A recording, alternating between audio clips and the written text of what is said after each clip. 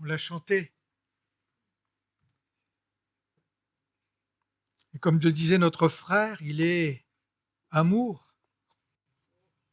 Il est aussi le Dieu saint. On a un grand Dieu.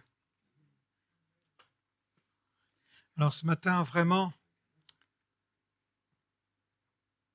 on veut se laisser imprégner par ce Dieu. Et je vais vous lire un texte, on va regarder ensemble ce texte qu'on trouve donc dans Éphésiens au chapitre 3, les versets 14 à 21. Et dans ce texte, on voit notamment, c'est l'apôtre Paul qui est en train de parler à l'église d'Éphèse, mais voilà, il est en train de nous parler aussi. J'aimerais qu'on puisse le prendre pour nous ce matin. Et on voit l'apôtre Paul qui est totalement, comment je vais dire, il est oui, bouleversé, il est touché dans son être intérieur, il est complètement devant son Seigneur, touché par son amour, par l'amour de Dieu. Et puis, il va nous partager au travers de ces quelques versets, eh bien, trois éléments qui ressortent de ça, quoi. Et on va regarder donc ça ensemble ce matin. Et pour commencer, bien sûr, on va lire ce texte. Et je vais donc vous le lire dans une version qui n'est peut-être pas celle que vous avez sur votre Bible là, mais voilà, je vous la lis. Voilà ce que va dire l'apôtre Paul. Et même quand je lis ce texte, moi ça me touche, quoi. Paul va dire, mais c'est pourquoi je me mets à genoux devant le Père, de qui dépendent comme d'un modèle toutes les familles des cieux et de la terre. Je lui demande qu'il vous accorde, à la mesure de ses glorieuses richesses, d'être fortifié avec puissance par son esprit dans votre être intérieur. Que le Christ habite dans vos cœurs par la foi, enraciné, solidement fondé dans l'amour. Eh bien, vous serez ainsi à même de comprendre, avec tous ceux qui appartiennent à Dieu, combien l'amour de Christ est large, long, élevé, profond. Oui, vous serez à même de connaître cet amour qui surpasse tout ce qu'on peut en connaître. Et vous serez ainsi remplis de toute la plénitude de Dieu. À celui qui, par la puissance qui agit en nous, peut réaliser infiniment au-delà de ce que nous demandons ou même ce que nous pensons. À lui soit la gloire dans l'Église et en Jésus-Christ pour toutes les générations et pour l'éternité. Amen. Voilà la prière de l'apôtre Paul. Voyez-vous, ici, Paul est en train de prier pour les Éphésiens. Et donc on voit, enfin vous l'avez entendu, je vous ai lu ce texte, on voit que Paul va, dans sa prière, il va demander un certain nombre de choses. Il va demander des expériences spirituelles, des expériences que Dieu met à notre disposition, à chacun d'entre nous, déjà aujourd'hui. Alors, la première question peut-être qu'on peut se poser, c'est pourquoi demander? Et je vous disais en introduction qu'on voit, en tout cas dans ce texte, on voit l'apôtre Paul qui a son cœur tellement touché par l'amour de Dieu. Peut-être qu'on peut se poser quand même la question déjà, est-ce que moi je suis celui, quand je viens devant mon Seigneur, que je vienne devant lui, bien sûr, mais quand je viens devant lui, est-ce que je réalise, est-ce que mon cœur, mon âme, mon être est touché en profondeur parce que Jésus est? Vous savez quoi? Dans notre humanité, on est tout le temps intéressé par ce que Dieu fait. Et on est reconnaissant au Seigneur parce qu'il va faire quelque chose pour nous, il va nous bénir, voilà, il va faire. Mais là, c'est autre chose. Paul est touché dans son être intérieur par ce que Dieu est. Et je réalise Et j'aimerais vous encourager à réaliser, quand vous venez devant Dieu déjà, oh Seigneur, on peut réaliser ça. Il me semble qu'au travers de cette intimité que nous pouvons avoir les uns et les autres avec notre Seigneur, comme l'apôtre Paul l'avait. Et voilà ce que fait Paul ici. Devant ce Dieu, il dit, voilà, je me mets à genoux devant le Père. Il est touché tellement par l'amour de Dieu qu'il vient et il se met à genoux devant le Père. Vous savez quoi? Paul était un juif. Et les juifs n'avaient pas l'habitude de se mettre à genoux devant, en prière, par exemple. Ils priaient debout. C'était leur culture. Mais là, on voit ce Paul touché en profondeur devant ce que Dieu est, devant la nature de Dieu. Il est touché en profondeur et puis il se met à genoux devant le Père. Ça me fait penser à un certain nombre de choses. Moi, je me souviens, alors que les réunions de prière de mon enfance, dans l'église, eh bien, on prie à genoux. Et aujourd'hui, on ne voit pas beaucoup d'églises où on prie à genoux. On a pris d'autres habitudes. Mais en tout cas, bon, ce que je veux dire par là, c'est pas parce que, je vais tout de suite dire, c'est pas parce que je prie à genoux que je vais bien prier ou que c'est l'attitude de mon cœur. Eh bien, devant Dieu, moi, vous savez quoi, j'aime prier à genoux. Moi, je viens devant le Seigneur et mon attitude de cœur me pousse à venir devant Dieu à genoux. Et je comprends ce que l'apôtre Paul est en train de vivre ici. Alors bien sûr, on peut prier debout, on peut prier assis, on peut prier à genoux. C'est pas ça l'histoire, c'est l'attitude de nos cœurs devant Dieu. Nos cœurs sont tellement bouleversés, sont tellement touchés. Ma vie, parce que Dieu vit en moi, eh bien, voilà, je viens devant le Seigneur, je m'incline devant lui, je me prosterne. C'est ce que Paul dit ici. Voilà, c'est pourquoi. Il est tellement touché par l'amour de Dieu. Il réalise tellement. Il est tellement en train de vivre l'amour de Dieu. Dans sa vie, quand même. Hein. Paul, il est en prison à Rome. Vous connaissez l'histoire de Paul. Il a été lapidé un certain nombre de fois. Il est celui qui a été trahi par ses proches à plusieurs reprises. Il a été même abandonné. Je ne sais pas dans quel état on serait. Mais ce Paul, eh bien, il est là devant Dieu. Ce qu'il est, ce qu'il vit finalement, il le vit en Dieu, quoi. Alors qu'il est là, qu'il réalise à quel point qui est Dieu vraiment dans sa vie, eh bien, il se met à genoux devant lui. Il est touché par l'amour de Dieu. L'amour de Dieu le touche.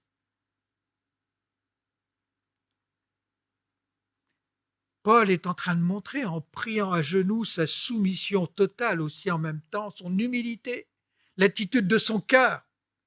Sinon, ça ne sert à rien de prier à genoux si c'est juste une attitude, quoi. Vous comprenez ce que je veux dire? Ou si c'est juste, peut-être, on pourrait peut-être penser, je vais me mettre à genoux parce que peut-être que Dieu m'écoutera mieux. Non, c'est pas ça.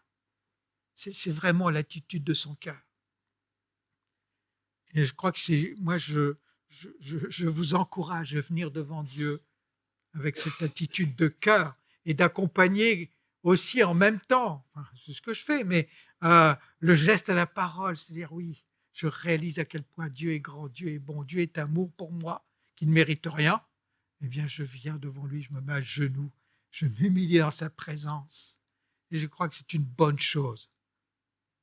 Alors il va dire qu'il se met à genoux devant le Père, de qui dépendent comme d'un modèle toutes les familles des cieux et de la terre. Dieu est souverain de tout, bien entendu. Mais si on prend, littéralement, on pourrait traduire de qui de qui toute famille dans les cieux et sur la terre tire son nom. Quand tu deviens enfant de Dieu, si tu es un vrai enfant de Dieu, si tu donnes ta vie au Seigneur, eh bien tu dépends de lui. Et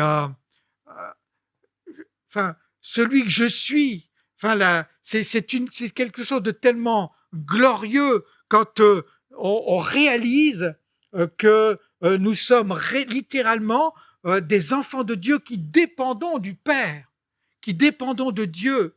C'est-à-dire, je ne dépends plus, entre autres, de ma nature adamique, et on le verra peut-être après là. Mais ce qui compte pour moi, c'est de dépendre. C'est pour ça d'ailleurs que Paul, quand il perçoit enfin, la réalité profonde de ce que Dieu est dans sa vie, et quand son amour, quand dans son être intérieur, tout son amour est en train de monter de son cœur vers le Père céleste, eh bien, il sait de qui il dépend.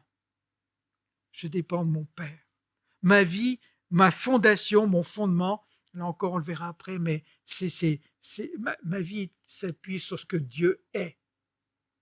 Ma vie ne s'appuie pas sur toutes les fluctuations de ce monde qu'on voit autour de nous aujourd'hui, ou aussi en même temps sur toutes les problématiques, même si bien sûr ça a un impact dans nos vies, ça c'est sûr, mais en tout cas ma solidité, ma fondation, ce que je suis, eh bien je l'ai, je dépends de mon Père. C'est quelque chose d'extraordinaire. Pourquoi est-ce que je peux venir devant Dieu et puis lui demander un certain nombre de choses? Mais parce qu'il est mon Père. Il est un Père qui m'aime, comme disait Élie. Je pense qu'on ne réalise pas à quel point Dieu est celui qui nous aime, à quel point nous sommes précieux aux yeux de Dieu. En tout cas, il est ce Dieu qui règne, et il règne en tout cas sur tous les chrétiens, sur tous les enfants de Dieu qui ont donné leur vie à Jésus-Christ. Et ces enfants peuvent s'approcher. Je peux m'approcher de lui. Tu peux t'approcher de lui avec confiance parce que il est ton Père. Mais aussi, en même temps, parce qu'il est mon Père, je sais que c'est lui qui a l'autorité. Parce qu'il est mon Père, je sais que je dois lui obéir. Et quand mon Père dit quelque chose, eh bien, ce Père qui m'aime, quand il me dit quelque chose qui me dérange, quand il dit quelque chose qui m'embête, eh bien, je me dis qu'il sait mieux que moi et que mon intérêt, c'est de lui obéir. La finalité de mon intérêt, c'est de lui obéir. Et donc, je veux obéir à mon Père, je veux lui faire confiance. Et en tout cas, quand je confie ma vie et quand tu confies ta vie dans cette attitude-là, parce que tu sais que tu es véritablement cet enfant de Dieu, eh bien, tu sais en même temps que ton Père céleste qui t'aime va conduire toutes choses dans ta vie. Il faut tout lui donner, mais il va conduire toutes choses dans ta vie. Il va exaucer tes besoins et tes prières. Alors, ici, dans ce texte, en tout cas, qu'est-ce qu'on peut... Enfin, Paul, il va mettre l'accent sur un certain nombre de choses, notamment 3 choses qu'il va demander. Et il me semble que c'est quelque chose de précieux, parce que, encore une fois, qu'est-ce qui est important de demander au Seigneur? On peut se poser la question. On a tous nos petits bobos au quotidien. Ça ne veut pas dire qu'il ne faut pas demander à Dieu pour ça. Ce n'est pas ça l'histoire. Mais finalement, les choses prioritaires qui vont faire ma vie, qu'est-ce que je peux venir devant Dieu et l'enfant de Dieu que je suis, qu'est-ce que je peux venir devant mon Père céleste et oui, implorer pour que ma vie soit une vie qui est glorieuse à ses yeux. Eh bien, Paul va dire au verset 16, on l'a lu ensemble, il prie pour l'église d'Éphèse, et puis il dit ceci: je lui demande qu'il vous accorde à la mesure de ses glorieuses richesses d'être fortifié avec puissance par son esprit dans votre être intérieur. Une des demandes que Paul met en avant ici, Je ne sais pas ce que vous demandez à Dieu quand vous êtes en prière devant lui, mais je pense que ça c'est quelque chose de précieux. Demandez au Seigneur qu'il vienne mettre ses glorieuses richesses, qu'il me fortifie dans mon être intérieur. On a tous besoin. J'ai besoin d'être fortifié dans mon être intérieur. Tu as besoin d'être fortifié dans ton être intérieur, avant même tout le reste. Mais pas être fortifié par n'importe quoi. Hein. Vous savez bien, un enfant de Dieu, eh bien, il est scellé du Saint-Esprit. Et le Seigneur, enfin, le Père, nous accorde cet esprit qui vient fortifier avec puissance les enfants de Dieu. Par contre, il faut laisser l'Esprit de Dieu vivre en chacun de nous. C'est lui qui va intervenir en profondeur dans chacun de nos êtres. C'est l'Esprit de Dieu. Pourquoi est-ce que nous sommes le temple du Saint-Esprit ? Dans son amour et dans sa grâce, le Père a fait de nous des enfants de Dieu, le temple du Saint-Esprit. Est-ce que je suis le temple du Saint-Esprit ? Est-ce que je laisse vivre en moi ? Ou est-ce que j'étouffe le Saint-Esprit ?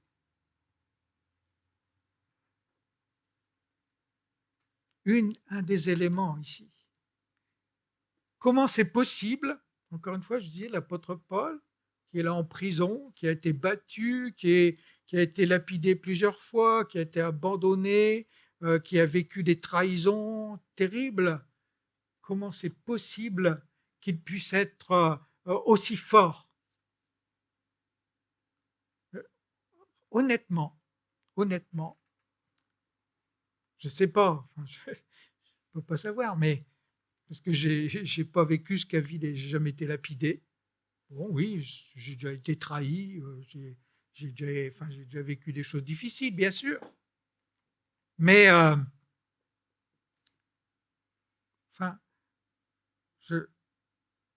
sans la puissance de Dieu, sans l'Esprit de Dieu dans son être intérieur,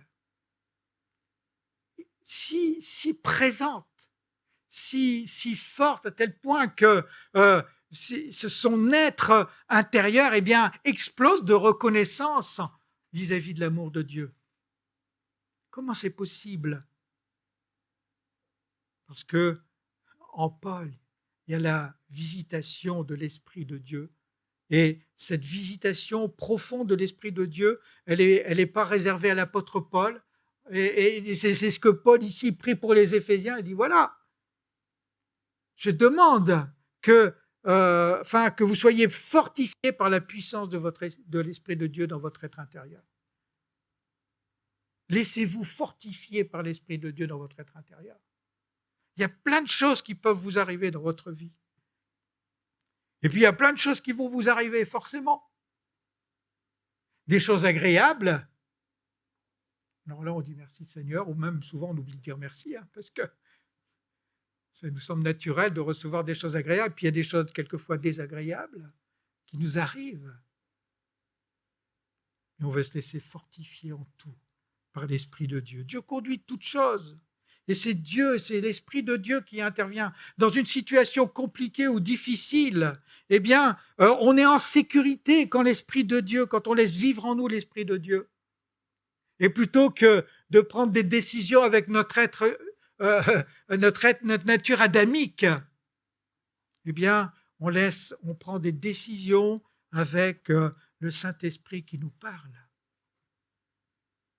En tout cas, j'espère que vous comprenez ce que je suis en train de dire, mais moi, je comprends ce que je vis, quoi.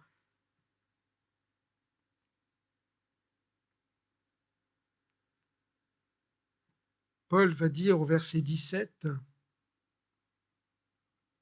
que le Christ habite dans votre cœur par la foi.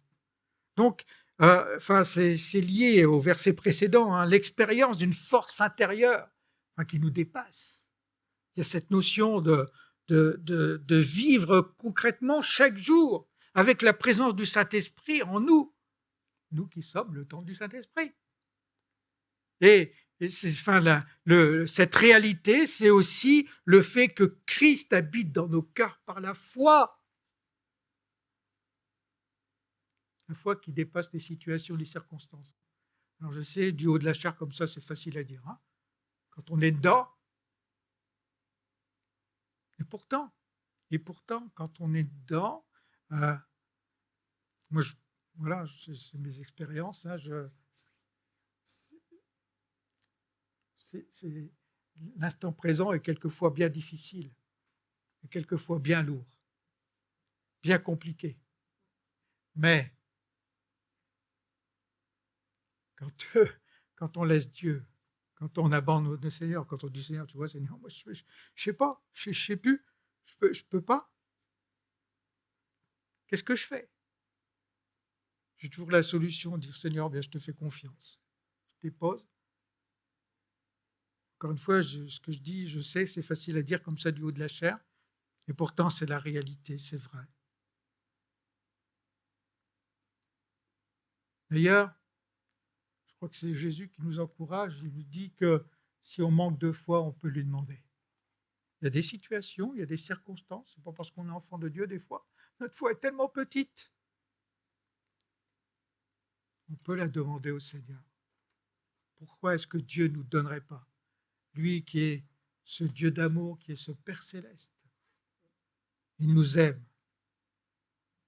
Et justement, donc, cette première réalité dans notre vie d'enfant de Dieu, c'est de demander au Seigneur, qu'on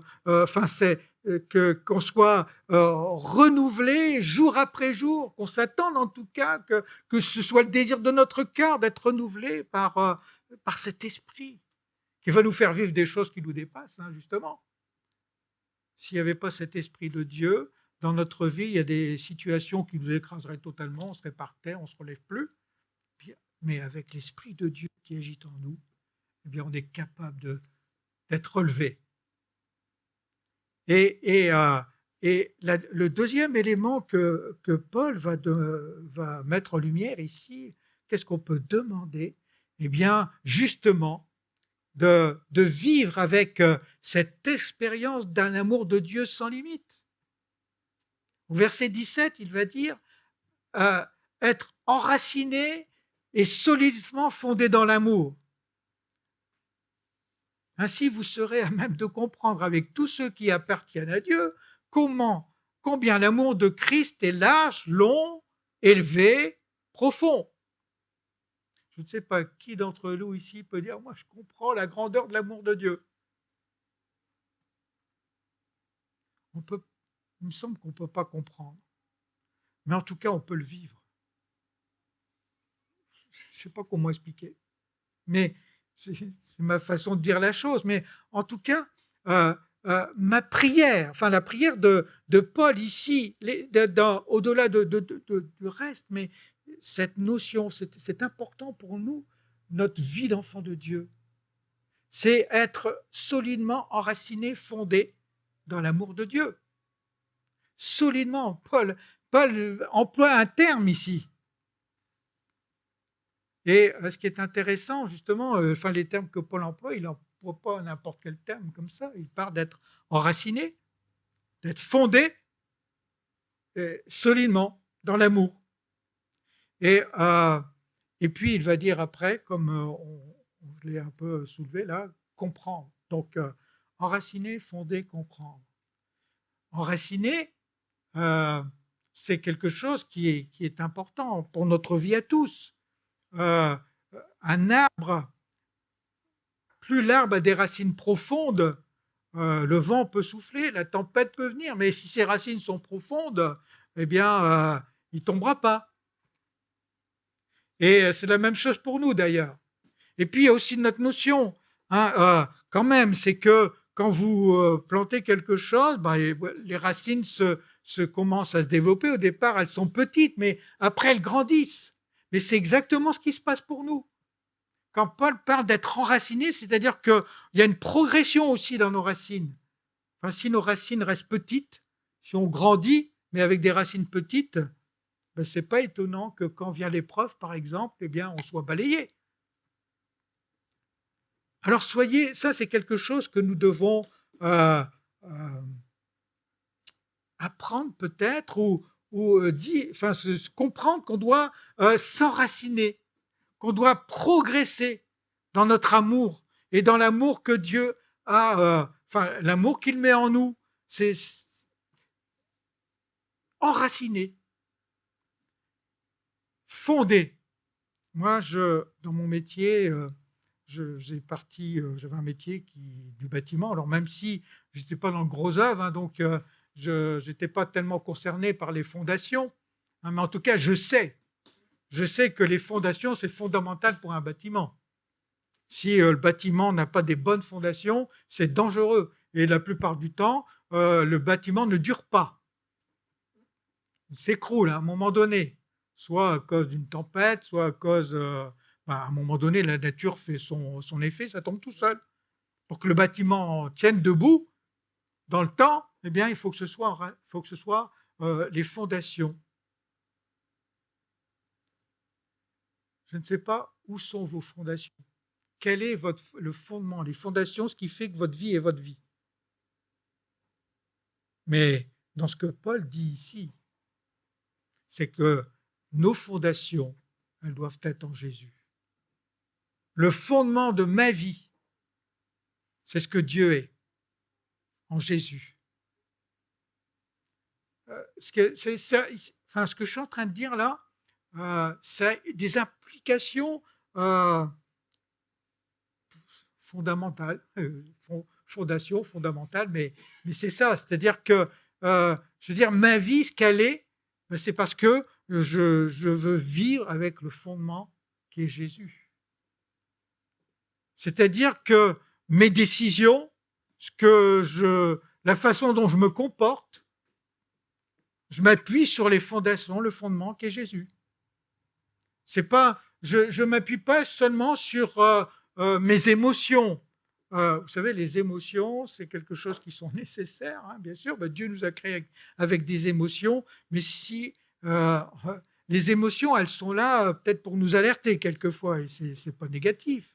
Mais en tout cas, en aucun cas, elles doivent être décisionnaires. C'est-à-dire, je ne dois pas prendre des décisions à cause de mes émotions. Et mes décisions, nos décisions, nous, enfants de Dieu, eh bien, on doit les appuyer sur le modèle qu'est Jésus dans la construction de notre vie. Je suis en train de vous parler de la construction de notre vie, la façon dont on vit.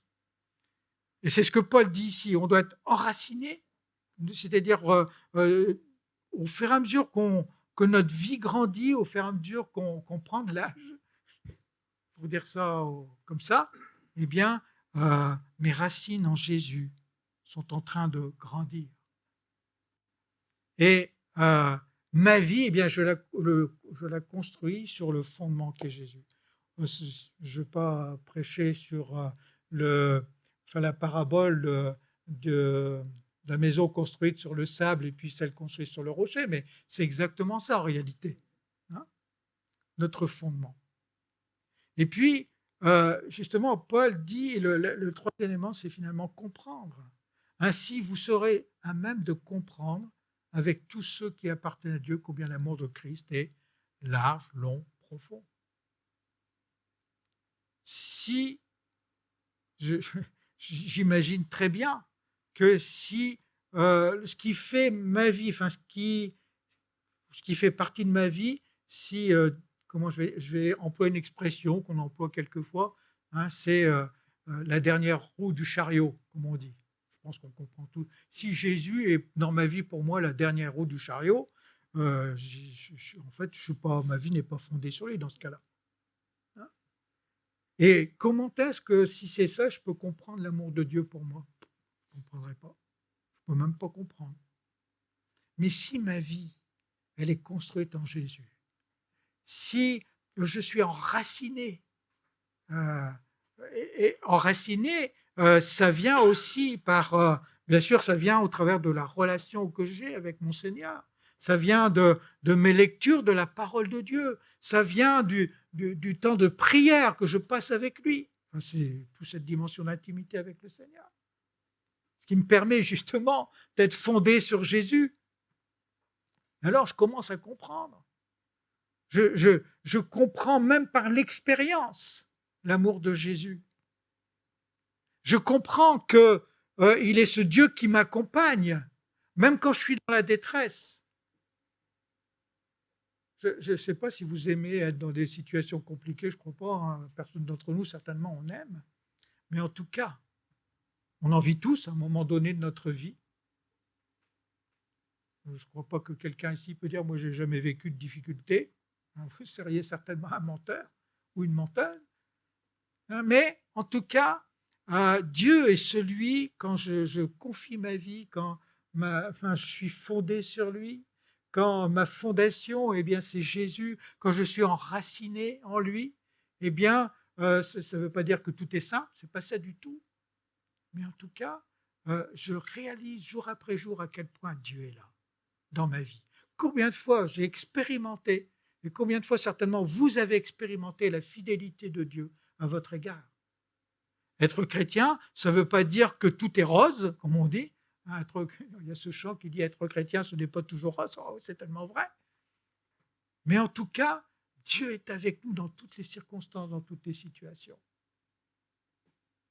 Et on peut vivre, on peut comprendre que Dieu, même quand je suis dans une situation compliquée et difficile, que je suis l'objet de son amour, quand je raisonne avec ma nature adamique, quand je suis en train de vivre une situation difficile, ma nature adamique me dit mais Dieu t'a abandonné, par exemple, ou est-ce que Dieu existe vraiment? Il est où? Je suis dans cette galère et il est où? Ça, c'est notre nature adamique. Celle-là, elle n'est pas fondée en Jésus. Hein. Elle n'est pas enracinée. Mais quand je suis enraciné, quand je suis fondé, et je comprends que même si je suis en train de vivre une situation compliquée, mais je ne suis pas abandonné. Et le Saint-Esprit, eh bien, vient, Dieu me permet, de toute façon, il me montre qu'il est là à un moment donné. Au travers d'un texte biblique, au travers d'une parole d'un frère ou d'une sœur, enfin Dieu, vous savez, il est capable d'utiliser n'importe quoi pour nous parler. Et je comprends l'amour de Dieu. Je comprends, comment je vais dire, je n'ai pas la prétention de comprendre qui est Dieu dans son infini. Mais je comprends ce Dieu qui agit dans ma vie. Je comprends ce Dieu qui est là au-delà de toutes les circonstances. Je comprends ce Dieu qui est présent. Je comprends ce Dieu qui m'aime. Et c'est ce que c'est pour ça que Paul a commencé ce texte en disant, ben voilà, je me mets à genoux devant le Père, tellement je réalise à quel point il est ce Dieu qui est présent dans ma vie. Ce Dieu que je ne peux qu'adorer. Je ne peux que m'incliner devant lui. Je ne peux que me prosterner devant lui. Il est tout. Il est mon tout. Et puis, au verset 19, il est dit, vous serez à même de connaître cet amour qui surpasse tout ce qu'on peut en connaître.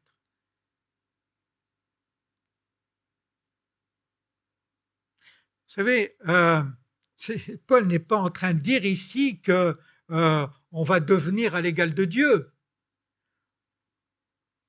Mais finalement, c'est autre chose. Et je crois que ça, c'est le sens de notre engagement. C'est le sens de quand nous sommes fondés en Jésus. C'est que finalement, c'est que je deviens, et c'est mon désir, hein, et c'est notre désir d'enfant de Dieu. C'est pas que Dieu vienne répondre à tous mes petits désirs ou tous mes, je sais pas comment dire.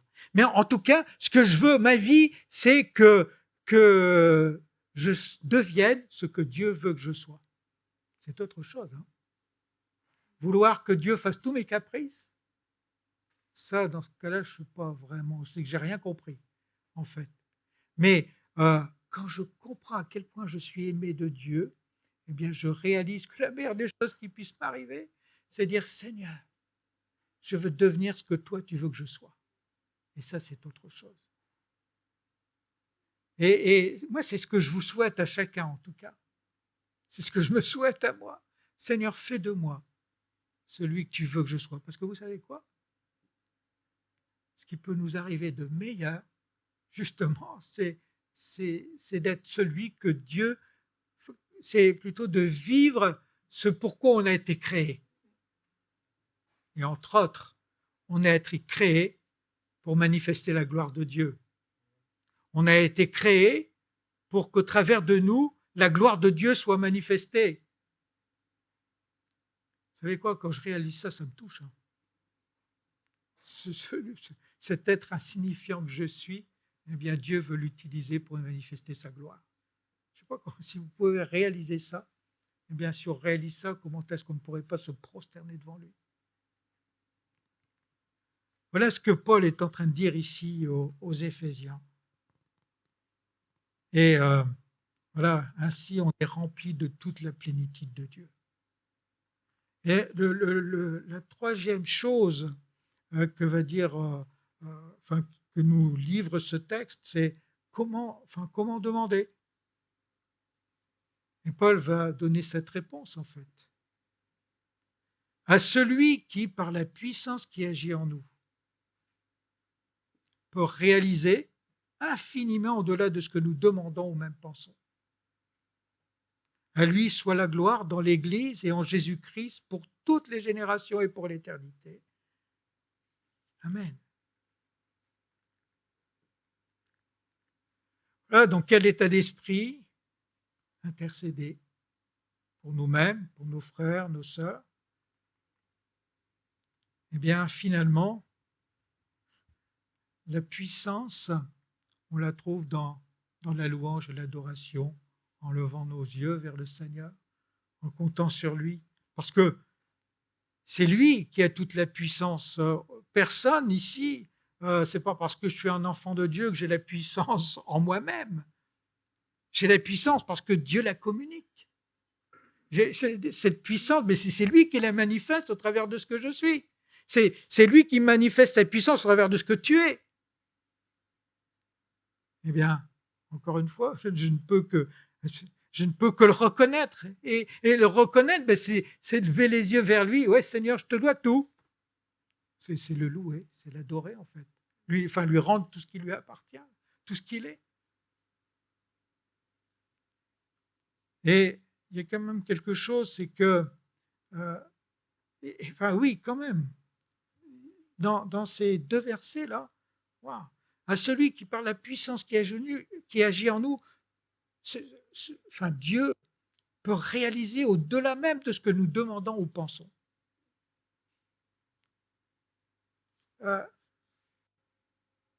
C'est-à-dire que Dieu, Paul qui s'incline quand il comprend, quand il saisit, et c'est ce que nous, frères et sœurs, moi c'est ce que je vous encourage à faire, c'est prenons la mesure de l'amour de Dieu dans chacune de nos vies. L'amour de Dieu dans chacune de nos vies. On peut réaliser une chose, c'est que Dieu est celui qui intervient. Dieu est celui qui agit. Je veux dire, quand je viens devant lui, j'épanche mon cœur, mais et quand ma nature, quand ce que je suis, eh bien, c'est justement ce qu'on a dit précédemment, c'est-à-dire, Seigneur, fais de moi ce que tu veux. Je ne demande pas, Seigneur, fais ce que je veux, mais fais de moi ce que tu veux. Et dans cette dimension-là, eh bien, il y a une chose qui se passe, c'est que dans ce texte que nous venons de lire là, Dieu peut réaliser,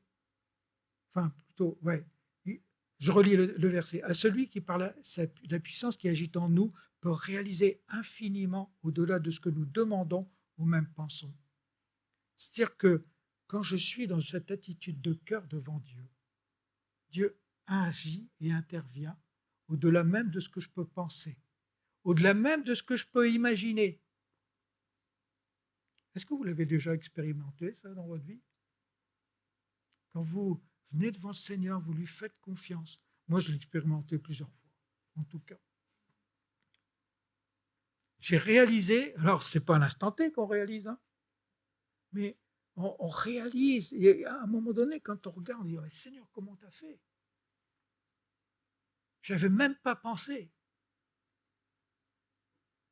Quand on a cette confiance, quand on a cette conscience de l'amour de Dieu pour chacun de nous, mais comment est-ce qu'on pourrait abandonner le Seigneur? On serait fous, des fous alliés, quoi.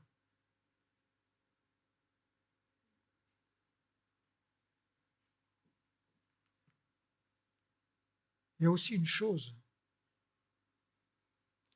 je relis ce verset, les deux versets. Celui qui, par la puissance qui agit en nous, peut réaliser infiniment au-delà de ce que nous demandons ou même pensons, à lui soit la gloire dans l'Église et en Jésus-Christ pour toutes les générations et pour l'éternité. Paul va donner dans ce verset 21, donc le deuxième verset là, deux choses. Il dit, à lui c'est la gloire dans l'Église et en Jésus. Toute la richesse que Dieu donne dans nos vies, bien sûr, on en bénéficie. Mais Paul va dire ici que Dieu manifeste cette gloire, parce que quand Dieu intervient dans nos vies, encore une fois, c'est pour sa gloire, hein, bien sûr. Je pense que ça, vous le comprenez. Mais il dit, donc pour sa gloire, mais aussi, il dit que à lui, sur le gloire dans l'Église. Et, frères et sœurs, je crois qu'on a besoin de prendre conscience d'une chose qui disparaît un peu plus dans notre société aujourd'hui, mais l'enfant de Dieu que je suis et les enfants de Dieu que nous sommes, on doit comprendre à quel point, pour Jésus, l'Église est quelque chose d'important. L'Église est quelque chose de précieux pour le Seigneur.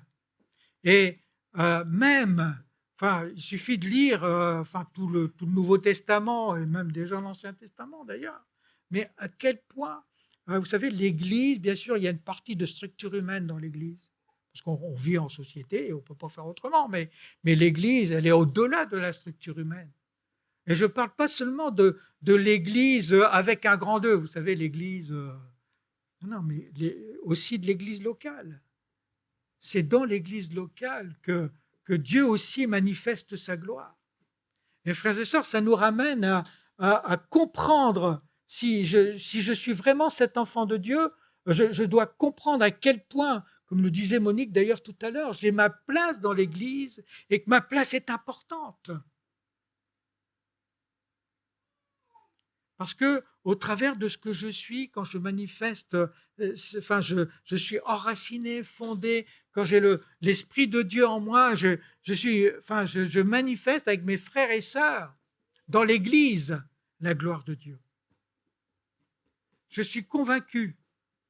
Vous savez, il y a une espèce de mode qui vient aujourd'hui où, notamment à cause de tout ce qui s'est passé dans le Covid, vous savez, beaucoup maintenant disent moi, je n'ai plus besoin d'église, hein, je prends une vidéo, voilà, et puis à droite, à gauche, et puis je ne suis pas en train de dire que c'est mal de regarder une vidéo. Non, non, pas du tout, mais mes frères et sœurs, ce n'est pas l'église, ça. L'église, c'est quand nous vivons les uns et les autres ensemble, et qu'ensemble, on manifeste aussi ce que Dieu est en train de créer, parce que l'Église, c'est Dieu qui la crée. C'est le Seigneur. Alors, vous savez, c'est compliqué dans notre humanité, parce que, vous savez quoi, dans l'Église, les frères et sœurs, ils ne sont pas parfaits. Vous connaissez l'Église où il y a des gens parfaits, parfaits, parfaits?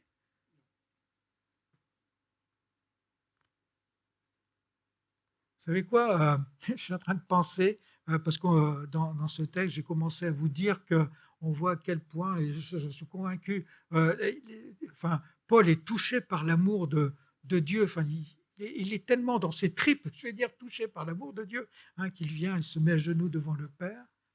Et quand on vient dans l'Église, quand je vous dis que personne, moi j'aimerais bien être parfait, mais je ne suis pas. Seigneur, continue ton travail en moi. C'est ma prière, vraiment. Mais quand on regarde, par exemple, vous connaissez le texte d'un Corinthiens 13 ? Vous connaissez par cœur ? Je ne vais pas vous le dire, mais juste, je suis en train de penser à un verset dans une des dimensions qui est mise en lumière dans ce texte où Paul va mettre, il dit voilà, l'amour ne soupçonne pas le mal. Tu vois ? L'amour ne soupçonne pas le mal. Ça, c'est pas quelque chose que notre nature adamique comprend. Ça, c'est sûr qu'on ne comprend pas. Comment on me fait mal, ou j'entends quelque chose, forcément. Ma nature, naturellement, je veux dire, on va soupçonner le mal. Comment est-ce que Paul, dans sa définition de l'amour, et comment est-ce que Dieu, parce que l'amour parfait, c'est Dieu. Mes frères et sœurs, je vais vous donner un scoop. Dieu ne soupçonne pas le mal. Et nous, si je veux ressembler à Jésus, je suis en construction, comme vous. Seigneur, agis encore en moi par ton esprit. Mais à quel point soupçonner le mal, ça fait des dégâts.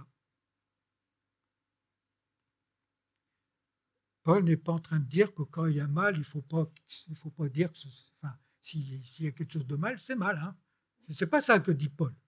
Mais ne pas soupçonner le mal. Je ne vais pas épiloguer là-dessus, mais voilà. Frères et sœurs, on est appelés à manifester dans l'Église. Et l'Église, c'est quelque chose de très important aux yeux de Dieu. C'est-à-dire le groupement de gens imparfaits que nous sommes. C'est fou ça. Comment est-ce que des gens imparfaits comme nous, on peut manifester la gloire de Dieu? Mais en tout cas, c'est une réalité. Ça, c'est le regard de Dieu. Alors, frères et sœurs, plutôt que de regarder les choses avec notre nature adamique, on doit plutôt essayer de regarder les choses avec le regard de Dieu. Et ça, c'est aussi une dimension de maturité spirituelle.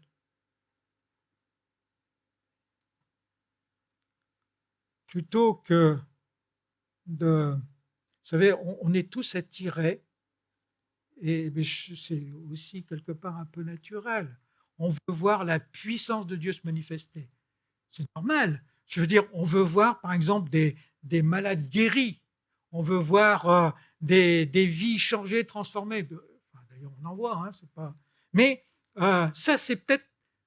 Comment je vais dire ça? On a je ne sais pas comment dire. Est-ce que c'est notre motivation principale? Ça doit être une des motivations, ça j'en suis convaincu. Mais notre motivation principale, frères et sœurs, c'est d'être enraciné, fondé, comprendre, c'est d'être tellement touché par l'action de Christ dans notre vie propre avant de voir celle qui est manifestée dans la vie de nos frères et de nos sœurs, mais déjà dans notre propre vie. Et être conscient, être dans cette réalité où on voit à quel point on est au bénéfice de l'amour de Dieu, au point que tellement touché dans nos tripes, eh bien, on vient et puis on s'incline devant notre Seigneur. On fait comme Paul, on vient à genoux devant le Père. Moi, c'est ce que je vous souhaite, frères et sœurs. Plonger dans l'amour de Christ. Avec mes frères et sœurs qui sont les canaux de l'amour de Dieu aussi en même temps, de l'amour du Christ, la gloire de Dieu et notre... Ouais, voilà, c'est ça. C'est celui que je suis et celui que nous sommes dans l'Église ensemble. Alors quand nous manifestons la gloire de Dieu, eh bien, c'est quelque chose qui va de pair, en fait. La gloire de Dieu se manifeste quand nous sommes dans cet état-là, dans cette disposition de cœur-là. C'est quelque chose qu'on ne peut pas enlever, ça va de pair. Ouais, ce que je veux dire, c'est que cette gloire-là, cette dimension-là, eh bien finalement, ça fait notre bonheur. Mon bonheur. On est tous à la recherche du bonheur, je suppose. Hein. Genre, je ne pense pas qu'on cherche à être malheureux. Ou je ne crois pas que vous cherchez après votre malheur, je suppose. Ou alors, venez m'expliquer, là, je ne comprends pas. Mais voilà, on veut tous vivre le bonheur. Le vrai bonheur, on le vit dans ce que Paul est en train de nous expliquer. Et je suis en train de penser, je lisais Porte ouverte, hein, je ne sais pas si vous recevez les éléments de Porte ouverte, hein, mais dans le monde, il y a des chrétiens qui vivent des situations de persécution terribles. Et quand on regarde leurs témoignages, je veux dire, dans notre humanité ou dans notre nature adamique, je pense qu'on ne peut pas comprendre. Comment est-ce que, persécutés comme ils le sont, ils dégagent un tel amour? Comment est-ce qu'ils sont persécutés comme ils le sont? Eh bien, ils pardonnent, ils bénissent. Comment c'est possible? C'est possible parce qu'on vit Jésus-Christ. Parce que le fondement, c'est possible quand on manifeste, qu'on est dans cet état où l'apôtre Paul est en train de le dire ici, on manifeste la gloire de Dieu. Voilà, c'est ce que je nous souhaite à tous, frères et sœurs, que notre communauté, que chacun d'entre nous, on puisse continuer à s'enraciner, qu'on puisse continuer à grandir, que notre vie continue à être sur ce fondement qui est Jésus-Christ, que ce soit, j'aime bien cette dimension, et je vous le répète peut-être assez souvent finalement, mais combien je suis touché quand de cette situation, quand Jésus il allait aller à la croix à Golgotha, il dit, Père, non pas ta volonté, non pas ma volonté, mais ta volonté. Celui qui est rempli de l'Esprit de Dieu comprend ce que ça veut dire. Et celui qui est rempli de l'Esprit de Dieu réalise à quel point ça change sa vie. Moi, c'est ce que je vous souhaite, frères et sœurs. Ça ne fait pas du bien ou ça ne fait pas plaisir à notre nature adamique, mais ça nous fait grandir. Ça nous fait être grand, être fort. Ça nous fait être glorieux aux yeux de Dieu parce qu'on manifeste sa gloire. Alors que le Seigneur vous bénisse. Je vais prier. Seigneur, tu sais toutes choses. Tu nous connais les uns les autres. Tu connais le détail de nos vies. Et Seigneur, un jour, tu as fait de nous, parce que tu as frappé à la porte de notre cœur et puis on t'a répondu, Seigneur, on a compris. Seigneur, qu'on avait besoin d'un sauveur, mais tu vois, ce matin, dans ce qu'on a échangé, Seigneur, on veut t'aimer, pas seulement parce que tu es notre sauveur. Bien sûr que c'est facile de t'aimer parce que tu es notre sauveur. Mais Seigneur, on veut t'aimer parce que tu es notre Dieu. On veut t'aimer parce que, Seigneur, finalement, en toi, il y a vraiment notre bonheur aussi. Seigneur Jésus, ma prière ce matin, c'est que tu nous donnes aux uns et aux autres et que tu donnes aux uns et aux autres cette compréhension, Seigneur, afin qu'on puisse continuer, qu'on puisse aller plus loin avec toi. Seigneur, pour notre bonheur éternel. Seigneur, je te demande de nous bénir. Et merci pour ta grâce. Au nom de Jésus. Amen.